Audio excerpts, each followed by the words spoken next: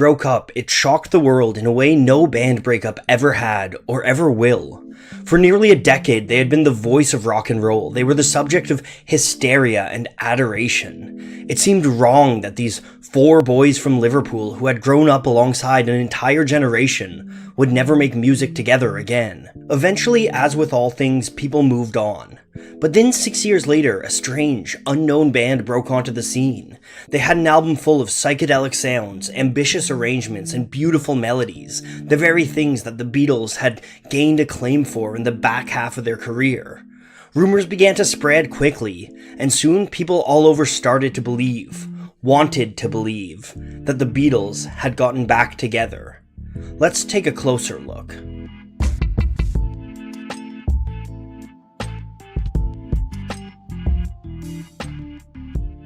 In August 1976, a band named Klaatu released their debut album, 347 EST. The album's artwork contained no words other than the group's name, and the production and songwriting credits were all given to just Klaatu. The album received positive praise from a few critics, but soon faded into obscurity. And perhaps that's where it would have stayed, one of a countless number of well-reviewed, poor-selling albums forgotten in time. But it was saved from this fate by a man named Steve Smith. Smith was a writer for the Providence Journal. That paper frequently received albums from labels who were hoping to get some reviews for their up-and-coming bands.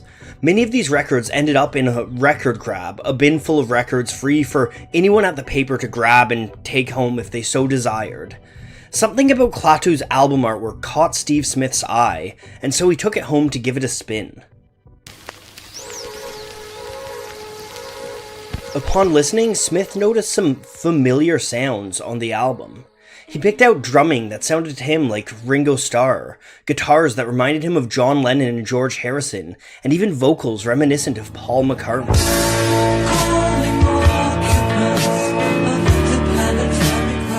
Ideas started to formulate in Smith's mind, and so he reached out to Klaatu's label, Capitol Records. It's worth noting here that Capitol Records had a history with the Beatles, releasing a number of their North American records. Capitol told Smith that the band weren't currently doing press, and that they were a, quote, mystery group that wanted to be known for their music, not their personalities. It seemed, at least to Smith, that mystery was a particularly choice word, and bells went off for him. So he pitched an article to his editors, who ran with it, giving it the title, "Could Klaatu be Beatles?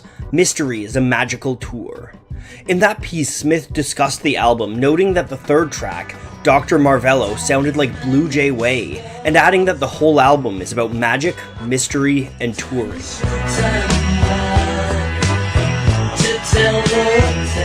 Smith called Frank Davies, who identified as Klaatu's sort of manager. Recognizing the opportunity, Davies gave Smith a series of non-answers that could be taken as hints that there were secrets to be found on Klaatu's album. He even said there was a message hidden in Morse code on it. When Smith's article hit the press, the speculation began.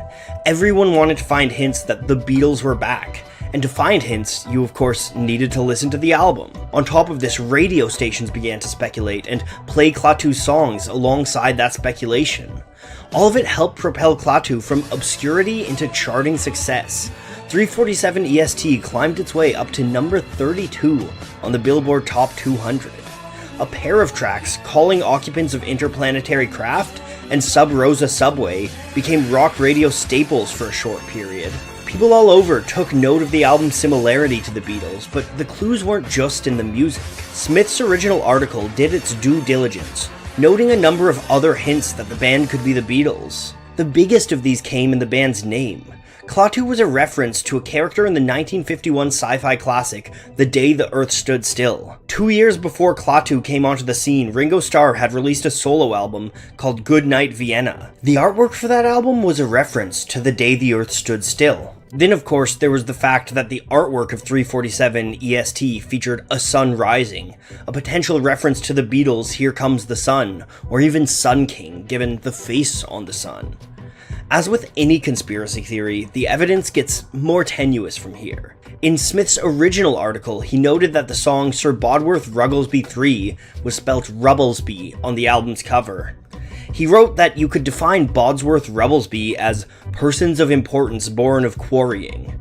The Beatles, of course, went by the name the Quarrymen in the early stages of their career.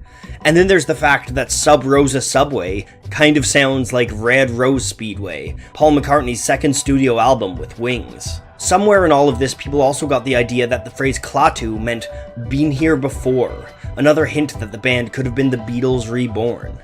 As speculation grew, Capitol Records leaned in. Whenever press called to ask about Klaatu, they would respond with half answers and cryptic statements.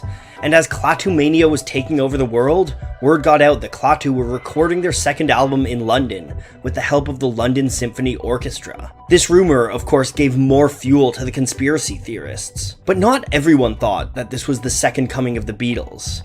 New Music Express made their thoughts on the topic abundantly clear when they released an article about it, headlined "Deaf Idiot Journalist Starts Beatle Rumor." And soon enough, they would be proved right. The whole conspiracy theory came crashing down thanks to the Washington radio station WWDC. That station's program director, Dwight Douglas, went to the US Copyright Office and looked into the copyright of the album. And of course, the names that showed up were not John Lennon, Paul McCartney, Ringo Starr, and George Harrison. Instead, it was Terry Draper, Dee Long, and John Woloschuk, a trio of Canadian musicians. So why all the secrecy around their identities? It turns out what their manager had told Smith in that first article was the truth of it. The band genuinely wanted their music to be judged on the merit of the music alone. There was no ulterior motive for the lack of press and interviews. They were just three guys that wanted to know what the world thought of their music. But the unexpected fame they gained from this anonymity turned out to be a double-edged sword. The phenomenon launched Klaatu in the spotlight for a brief moment and helped them develop a cult following that still support them to this day. But on the other hand, the backlash when the truth came out was severe. When the hype had died, radio stations moved on from their songs. And then there's the fact that everyone held their future work up to the standard of some imagined Beatles reunion. But for a brief period in the mid-70s, Klaatu captured the world's imagination.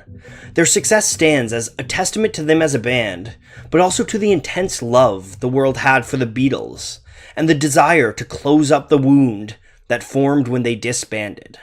We can't all be the Beatles, but we can all master our own domains by learning new things with Brilliant.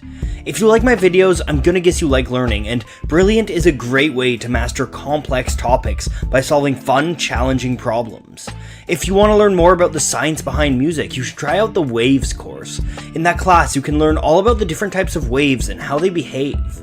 When it comes to audio waves, this is fundamental science that's applied in all kinds of music technology, such as amplifiers and noise-canceling headphones.